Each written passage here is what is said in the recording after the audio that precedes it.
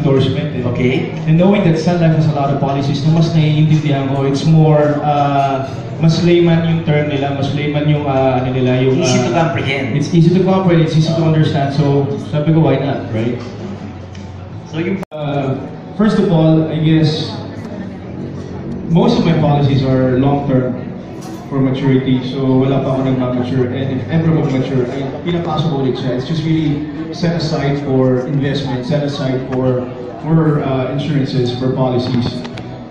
And one thing that I'm able to impart to my son is that it's not all about getting policies, you know, setting your future right, securing it, but it's also there should be a paid forward kind of thing. You give back to the society, you give back to the community through, of course, the programs that you have, the events that we have, and every year, even once or twice a year, I hold events with Sun Life, and we partner up with Star Magic. So that's one thing I want him to follow through. I want him to do as well when I'm not that active anymore, because it shows the ability of your heart that you're using your influence in the right way.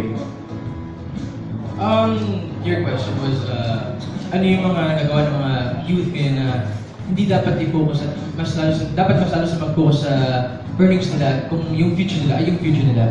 I think one thing that I noticed is talaga yung mga parties. You know, halos every night they would go to parties and spend a lot because of it. I think it's not that important. You know, it's gonna come when it comes. You know, dapat maghintay tayo sa tamang edad kung kailan tayo mag-party. So pag hindi ka na, magpa-party ka na?